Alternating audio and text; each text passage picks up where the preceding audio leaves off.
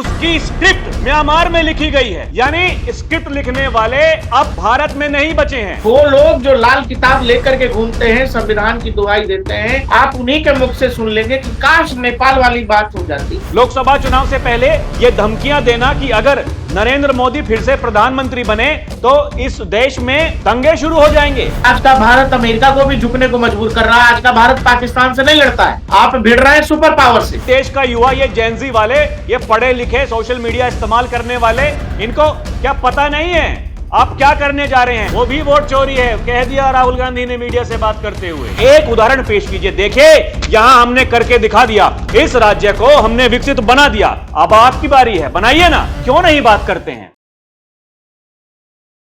दर्शकों नमस्कार, DNP India में आपका स्वागत है। मैं हूं आपके साथ राहुल चौधरी। बात करेंगे एटम बम से लेकर के हाइड्रोजन बम की कहानी की।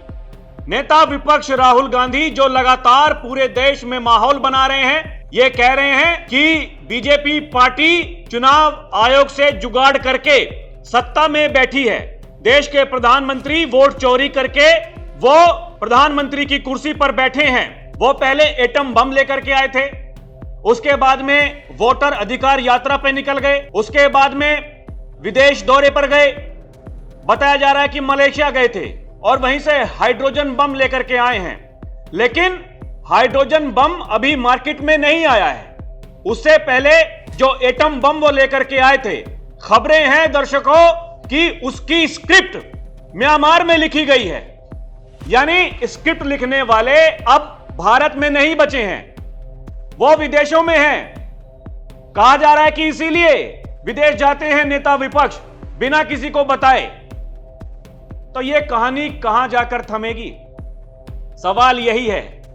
इसी सवाल पर चर्चा करेंगे। मेरे सहयोगी प्रकाश है मेरे साथ। प्रकाश भाई, एटम बम से लेकर के हाइड्रोजन बम तक की कहानी, और अब जो ये खबरें आ रही हैं, ये तार जो जुड़ रहे हैं, ये कहा जा रहा है वो स्क्रिप्ट म्यांमार से लिखी गई थी। क्या कुछ आप बताना चाहेंगे दर्शकों को, ये क्या कहानी है?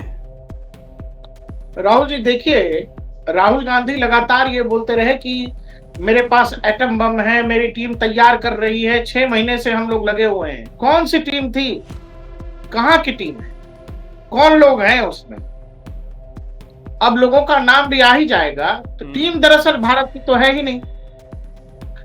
ये जो आप अमेरिका जाके, लंदन जाके दुहाई देते हैं, रोते हैं कि मोदी को मैं हरा नहीं पा रहा और भारत में लोकतंत्र बड़ा खत्म हो रहा है, ये जो दर्द है आपका, जो निजी दर्द है, ये जो जगह जगह घूम के आप बोलते हैं कि भारत में लोकतंत्र नहीं बचेगा, अमेरिका और यूरोप को आगे आना चाहिए, तो कोई कैसे आगे आएगा राहुल जी? क्या तरीका है आगे आने का? हमारे यहाँ तो लोकतांत्रिक प्रक्रिया तो यही है ना कि जो हम लोग रेगुलर आज भी बात कर रहे थे कि पावर का ट्रांजिशन बहुत स्मूथली होता है, चाहे राज्यों में हो या केंद्र में हो। किसी भी पॉलिटिकल पार्टी की अगर राज्य में सरकार है, चुनाव होते हैं, चुनाव के नतीजे आते हैं, वही पार्टी जीत गई तो वही पार्टी की सरकार रहती है, वो पार्टी हार गई तो जिसको जनता ने जिताया उस पार्टी की सरकार बनती है। इसी को लोकतंत्र में, डेमोक्रेसी में पावर का ट्रांजिशन कहते हैं। लेकिन आजकल हमारे यहाँ कुछ लोग बड़ा वो जैसे शिलाजीत खा लिया हो, नहीं कहते हैं लोग कि पावर बढ़ानी हो तो शिलाजीत खाइए।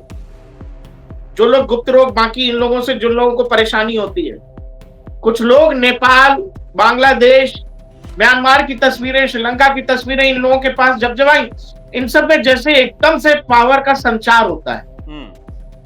और वो लोग जो लाल किताब लेकर के घूमते हैं, संविधान की दुहाई देते हैं, आप उन्हीं के मुख से सुन लेंगे कि काश नेपाल वाली बात हो जाती, काश बांग्लादेश वाली बात हो जाती। मतलब बिल्कुल सही आपका उस संविधान पर कोई यकीन नहीं है, आप सही कह रहे हैं, आपका डेमोक्रेटिक प्रोसेस पर कोई यकीन नहीं। दिक्कत इसी बात की है, यही इस देश में रहने वाले नेता, वो देखिए ना, आप ये कड़ी जो म्यांमार से शुरुआत हुई, जिसकी म्यांमार से लेकर के श्रीलंका, बांग्लादेश, नेपाल, अब यहीं के नेता अगर इस भाषा का इस्तेमाल करते हैं कि ये भारत में भी हो सकता है। अरे मीडिया से बात करते हुए राहुल गांधी ने एक बार नहीं, हजारों बार ये कहा है। आप थोड़ा इंतजार कीजिए, बहुत बड़ा होने वाला है। लोकसभा चुनाव से पहले यह धमकियां देना कि अगर नरेंद्र मोदी फिर से प्रधानमंत्री बने तो इस देश में दंगे शुरू हो जाएंगे, आग लग जाएगी। हाँ। यहां के युवा प्रधानमंत्री को डंडे से पीटेंगे, वो क्या है? राहुल जी देखिए, बहुत सीरियस मामला है कि एक खुरपेंच नाम का ट्विटर हैंडल है। हाँ। उसने ये दावा किया है और उसने ये रिपोर्ट जारी की है और लाखों लोग उसको शेयर कर चुके हैं और आज तो बड़ा विषय बन गया है वो देश की राजनीति में कि जो एटम बम की बात राहुल गांधी कथित रूप से कर रहे थे और जो एक प्रेस कॉन्फ्रेंस किया और उसमें तमाम तरह के आरोप प्रत्यारोप उन्होंने लगाए और जिसमें उन्होंने कहा कि यही एटम बम है, जिसके बाद चुनाव आयोग ने कहा कि भाई साहब एटम बम पर जरा हस्ताक्षर कर दीजिए, तो हस्ताक्षर करने से, सिग्नेचर करने से उनको घबराहट हो गई और वो बात करने को मना कर दिया। अब आप ये बताइए कि इस देश की लोकतांत्रिक प्रक्रिया में या डेमोक्रेटिक प्रोसेस में कोई दिक्कत है? मानिए तो दिक्कत है, तो यहाँ की दिक्कत बताने के लिए यहाँ के लोग नहीं है। वो दिक्कत बता कौन रहा है? म्यांमार में बैठकर कोई टीम बता रही है।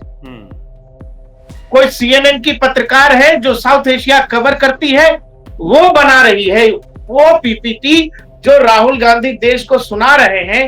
आरोप यह है कि कथित रूप से वो PPT किसी और ने बनाया और बाकायदा राहुल जी उस ट्विटर हैंडल ने टाइम जोन का जिक्र किया है जिसमें यह बताया गया है कि जब भी वो प्रेजेंटेशन बनकर के तैयार हुआ, वो प्रेजेंटेशन शेयर किया गया गूगल ड्राइव के द्वारा और उसको बनाने के लिए इलस्ट्रेटर का जो है इस्तेमाल किया गया था।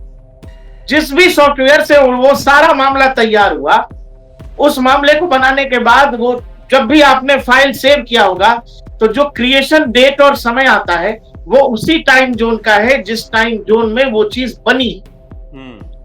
वो IST में नहीं बनी है, इंडियन स्टैंडर्ड टाइम में नहीं बनी है, वो म्यांमार में बनाई गई। और वो मेटा डाटा एक चीज होती है, जब उसको लोगों ने खंगाला है, जब उसके कोड्स को लोगों ने निकाला है, तो उसका जो क्रिएशन है, जो PPT बनाई गई है, उस क्रिएशन का डेट और जो समय आया है वो टाइम जोन म्यांमार का है। और म्यांमार में बनाने के बाद उसको जब शेयर किया गया है तो वो शेयर हुआ है गूगल ड्राइव के द्वारा।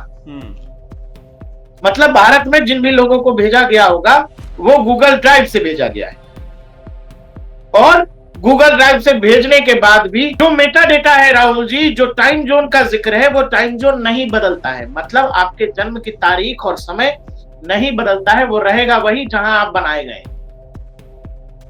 तो ये और बड़ी चालाकी से भाई लोगों ने कहा कि ये एटम बम है और उसको हिंदी, इंग्लिश और कन्नड़ में राहुल गांधी की वेबसाइट पर अपलोड कर दिया गया PDF फॉर्म में। तो ये तो सीधा सीधा मतलब इस देश की जनता के साथ में ये कितना बड़ा धोखा है। अगर आसान शब्दों में इसको कहें प्रकाश भाई, तो भाई देखिए, यहां की जनता जनार्दन, यहां के जो नेता हैं, राजनेता हैं, उनकी बातों पर यकीन करती है। वो ये भाई चुनाव में हम वोट देने के लिए जब जाते हैं घरों से बाहर, तो हम नेता के चेहरे पर उनकी कही गई जो उनके शब्द हैं, जो उनकी बातें हैं, उनको गौर करके हम जाते हैं अपने घरों से वोट डालने के लिए। अब देखिए 2014 के नतीजे कैसे आए, फिर 19 के कैसे आए, फिर 2024 के कैसे आए, क्योंकि ये कौन नहीं जानता है कि 2024 के लोकसभा चुनाव में भाई 2-3 मुद्दे ऐसे थे जिनकी काट बीजेपी के पास में नहीं थी। यही वो कारण था कि 303 से आप 240 पर आ गए। और वो राहुल जी वो मुद्दे भी नहीं थे, वो फरेब था, फ्रॉड था, नैरेटिव जो बनाया। भाई मेरा कहने का मतलब यह है कि वो नैरेटिव लोगों के मन में गड़ गया, लोगों ने सोचा हां ऐसा हो सकता है, तभी तो जो 54 वाले वो 99 पर चले गए। और राहुल जी आप ये देखो, वो डेटा वहां से शेयर किया गया, वेबसाइट पर अपलोड किया गया और वही कहानी अब चल रही है। नहीं तो आप बताइए, इलेक्शन कमीशन ने उस डेटा में कितनी सारी खामियां निकाल दी कि डॉक्टर डेटा है, ये डेटा इलेक्शन कमीशन की वेबसाइट का है ही नहीं। अगर इलेक्शन कमीशन से ही आपने डाटा लिए, कहां से डाटा उठाया?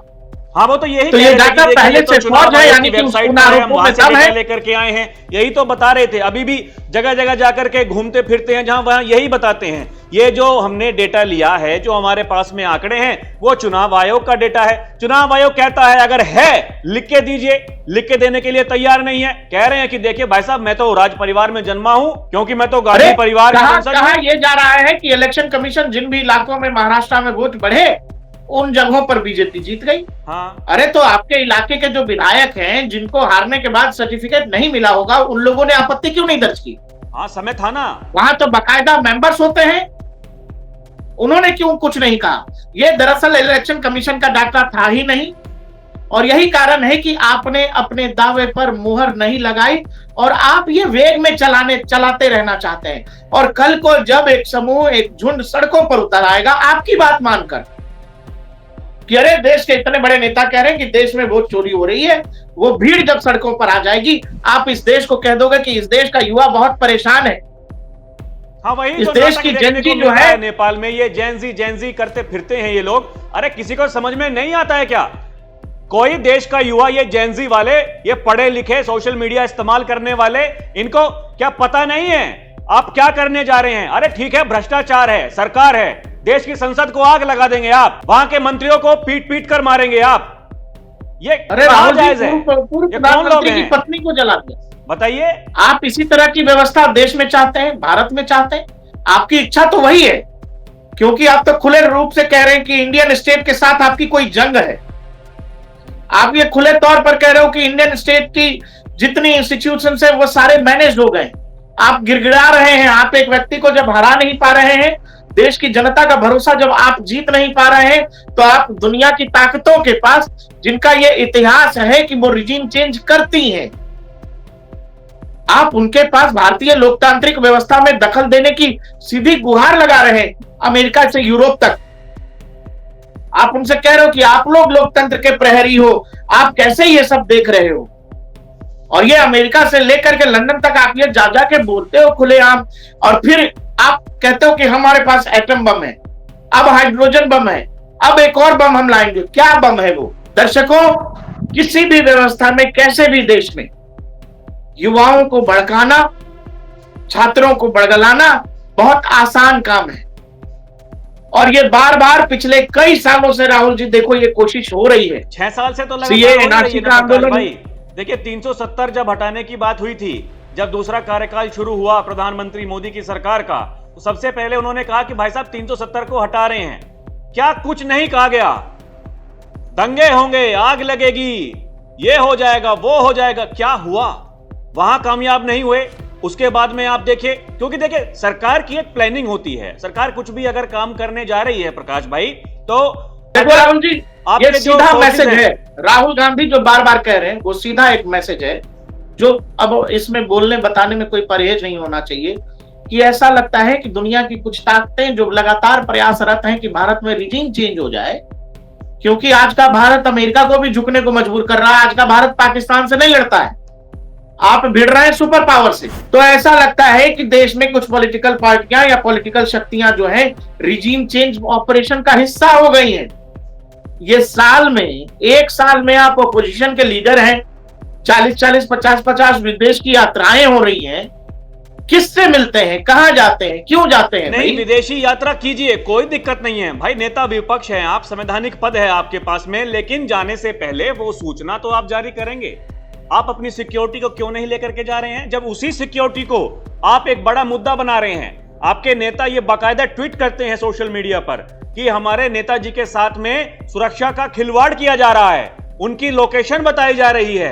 अरे तो लोकेशन जब बताई जा रही है तो आप क्यों नहीं बताते हैं? प्रधानमंत्री तो जाते हैं, अपने साथ में सुरक्षा लेके जाते हैं, बाकायदा जो उनका टेंटेटिव टूर प्रोग्राम जो बनता है वो सबके साथ में होता है, मीडिया को पता होता है, सिक्योरिटीज को पता होता है। तो आप क्यों नहीं बताते हैं? विदेश जाइए ना, कौन मना करता है? लेकिन ये छुप छुप कर कोई आपके फोटो गाड़ी में बैठ करके फोटो क्लिक करके सोशल मीडिया पे डाल देता है। ये क्या सुरक्षा के साथ में खिलवाड़ नहीं है? राहुल जी, अगर आप इन सब चीजों को ध्यान से देखिए, चलिए मैं याद कराता हूं, दोनों भाई सोचते हैं इस पर कि याद करिए कहानी कैसे शुरू होती है। सीए एनआरसी का आंदोलन हो, किसान आंदोलन हो, नोटबंदी हो, पहलवानों का आंदोलन हो, फिर लोकसभा चुनावों से ठीक पहले किसान आंदोलन हो, आप जब इन सबको देखेंगे और फिर ईवीएम की जो बात लगातार पिछले कई साल से की जा रही है, अब सीधा इलेक्शन कमीशन, आप जब इन सब की आड़ में देखेंगे, मकसद क्या है? क्या मकसद है? खुलेआम कहा गया कि हम तो चाहते थे कि उत्तर प्रदेश में हमने पिच तैयार कर दिया था विपक्षी पार्टियों के लिए, लेकिन विपक्षी पार्टियां उस पिच पर खेल नहीं सकी, किसान आंदोलन इसीलिए किया गया था। आप इन सब को जब आप देखोगे तो इन सब की जड़ में एक ही बात है कि कैसे भी किसानों के ऊपर सरकार गोलियां चला दे, लाठी चला दे, कैसे भी जो पहलवान कथित तौर पर बैठे हैं उनको मार पीट के भगाया जाए। लेकिन सरकार ने कोई मौका ही नहीं दिया। मणिपुर का किस्सा देखिए, सब में एक ही बात है कि सरकार एक्शन ले, हम झूठ बोले, प्रोपेगेंडा करें, नैरेटिव फैलाएं, जनता में अविश्वास हो और जनता क्या करे? जनता सड़कों पर निकले। अब आखिरी हमने देखा बांग्लादेश में क्या प्रकाश भाई, देखिए आमने सामने की लड़ाई लड़के आप देख चुके, आप एक ही चेहरे को बार बार इस्तेमाल कर रहे हैं। 2014 लीजिए, हालांकि उस समय यूपीए कांग्रेस ने अपना चेहरा घोषित नहीं किया था, लेकिन संभावनाएं तो यही थी, अगर सरकार बन जाती है तो राहुल गांधी जी प्रधानमंत्री बनेंगे। ऐसे प्रयास 2004-2009 में पहले हो चुके थे। मैं नहीं जानता कि क्या कारण थे कि उनको नहीं बनाया जा रहा था, लेकिन वो मौका तो उनके पास में था प्रधानमंत्री बनने का, लेकिन नहीं बन पाए। सवाल यह है, जब 2014 में चुनाव आयोग भी आप ही के पास में था, आपके कहे अनुसार चुनाव आयोग, जो जुगाड़ आयोग आप बताते हैं, वो सरकार के अनुसार काम करता है, तो फिर जब आपकी सरकार थी, नरेंद्र मोदी के चेहरे पर बीजेपी सत्ता में कैसे आ गई? एक सवाल यह है। फिर आप 19 में लड़े, आपने भ्रष्टाचार के तमाम आरोप चस्पा करने के लिए सोचा, आप नहीं कर पाए। आपने कहा चौकीदार चोर है, लोगों ने आपकी बात पर विश्वास नहीं किया। उसके बाद में 2024 में संविधान आरक्षण आप लेकर के आए, जाति जनगणना आप लेकर के आए, लोगों ने आपकी बात पर थोड़ा भरोसा किया, लेकिन फिर भी विश्वास उसी चेहरे पर किया। विपक्ष में ही है, आप बैठे विपक्ष में ही है। वही तो कहते हैं बीजेपी वाले भाई, देश के गृह मंत्री ये कहते हैं 2014, 19, 2024 तीनों बार के जितने सांसद बने हैं कांग्रेस के, उससे ज्यादा सांसद बीजेपी 2024 में लेकर के बैठी है अभी भी। तो ये क्या लड़ाई प्रकाश भाई, हम ये मान लें कि आमने सामने की लड़ाई में आप उस चेहरे के सामने बहुत बौने नजर आते हैं। भरोसे का संकट तो है ही राहुल जी, इसमें बोलना क्या है? भरोसे का संकट नहीं होता, आपको लगता कि जनता आप पर विश्वास कर सकती है, तो आप दुनिया के देशों में ऐसे नहीं गिड़गिड़ाते कि अरे हमारी मदद कर दो, अरे मोदी तो हारता ही नहीं है, अरे भारत को देखो। आप सीधे सीधे हमारी लोकतांत्रिक प्रक्रिया में हमारी अंदरूनी राजनीति का हिस्सा बनिए। आप ये आमंत्रण दे रहे हैं, और जब आप ये आमंत्रण दे रहे हैं तो आपको इस बात का आइडिया है कि वो विदेशी शक्तियां क्या क्या करती हैं और वो क्या क्या कर सकती हैं। आप इसीलिए कर रहे हैं। आपको याद होगा किसान आंदोलन के दौरान मियां खलीफा किसानों के लिए लिख रही थी। एक पॉर्न स्टार जो नग्न फिल्में करती है, वो पॉर्न स्टार का ये लोग लिफाफा लिए घूम रहे थे कि अरे बाप रे बाप, मियां खलीफा ने कह दिया किसानों के बारे में। ग्रेटा थनबर्ग जो प्रोपेगेंडिस्ट है, दुनिया की बड़ी फ्रॉड है, वो हमें बता रही थी किसान, तो भाई उसका सब लेकर के घूम रहे थे, और बाकायदा एक ही तरह का कंटेंट सबको दिया गया था, शेयर किया गया था, दुनिया के बड़े सेलिब्रिटी से लेके पॉर्न स्टार से लेके जो भी लोग इनको समझ आ रहे थे, और सबको पैसे पे किए गए थे। और इच्छा तो यही थी कि किसान संसद में घुस जाएंगे, लेकिन सरकार ने एक गोली नहीं चलाई जो कुछ लाल किले पर उस दिन हुआ, और वो बात वहीं खत्म हो गई। इच्छा तो यही थी कि सरकार एक्शन ले और फिर जो है एग्रेशन में कुछ वैसा हो जाए, लेकिन यहां तो समझदार लोग बैठे हैं राहुल जी। अब हाल फिलहाल आप देखो, आपसे इलेक्शन कमीशन कह रहा भाई आना, बैठ जाइए, आइए जरा समझें कहां क्या हो रहा है दिक्कत। आप इलेक्शन कमीशन के पास नहीं जा, हाँ वो भी तो मिलने को तैयार गया जब चुनाव आयोग ने बुलाया था कि जी आइए कोई बात नहीं, बैठ करके बातें करते हैं, जो आपकी समस्याएं हैं बताइए। नहीं जी, हमारे पास तो 400 सांसद हैं, 400 सांसद आएंगे। भाई कहां बैठाएगा उनको चुनाव आयोग, कैसे बात करेगा? एक साथ में 400 आदमियों से बात होती है क्या? अरे 40 चले जाते, 40 को वो बुला रहे थे, ये 40 दल हैं एक साथ प्रकाश भाई, इंडिया अब गठबंधन 40 में दल 40 साथ दल में, तो हैं। बताओ, बैलेट से भी चुनाव हो गया, बैलेट से भी चुनाव हो गया, अपने लोग तो वोट नहीं दे रहे। अरे भाई, आप इतने बड़े लीडर हैं कि आपके तय 315 वोट जो हैं, वो 315 वोट तो आप खुद में डलवा नहीं पा रहे, आपके लोग आपको धोखा दे रहे हैं। और आप ये कह रहे हो कि जनता का वोट हैक हो जाता है। 315 फ्लोर मैनेजमेंट करना था। नेता विपक्ष जी क्या उसको भी आपकी कह ये रहे हैं वो भी काबिलियत वोट है चोरी है कि आप प्रकाश वो भाई, 315 के 15 वोट डलवा लेते? वो भी वोट चोरी है, कह दिया राहुल गांधी ने मीडिया से बात करते हुए। हाँ, तो सवाल यह है कि इस देश की जनता सब समझ रही है राहुल जी, और बरगलाने का काम तो चलेगा नहीं। आप ये बताओ, आप जो ले के घूम रहे हो, आप विदेशों से बनवा रहे हो। म्यांमार में उसका निर्माण हो रहा है, आप तक भेजा जा रहा है। आप फिर अभी मलेशिया गए थे, ऐसे भी आरोप है कि मलेशिया में जॉर्ज सोरोस का बेटा अलेक्जेंडर सोरोस भी मौजूद था। मलेशिया में ही जाकिर नायक भी है। मतलब ये जो देशों का चयन होता है, ये तो बड़ा अलबेला है। और आप किसी सिक्योरिटी को लेके भी नहीं जाते। लोग फोटोज और वीडियोस आ जाते हैं इंटरनेट पर, लोग सवाल पूछते हैं, तो आप कहते हो कि देखो हमारी सुरक्षा को खतरे में डाला जा रहा है। तो दर्शकों, एटम बम से लेकर के हाइड्रोजन बम तक, ये सारी की सारी जो स्क्रिप्ट हैं, इसके रचयिता कौन है, इनको लिखने वाले कौन हैं, ये बार बार विदेश जाना बिना किसी को बताए, और ये पूरी की पूरी जो सीरीज है, घटनाक्रम, उनके तार जोड़िए ना, आपको क्या समझ में आता है। ये जो यहीं के नेता वो ये कह रहे हैं, ये देखिए ये जेन ज़ी, ये क्या हो रहा है, युवा, मतलब क्या आप ये प्रयास करके देख चुके? किसानों से लेकर के CAA NRC में जो बड़े बड़े बुद्धिजीवी हैं, उन्होंने अपनी बुद्धि लगाई, आप कामयाब नहीं हो पाए, तो फिर ये क्या एक नया प्रयास किया जा रहा है? आमने सामने की लड़ाई में नरेंद्र मोदी के चेहरे के सामने आपका चेहरा फीका पड़ जा रहा है।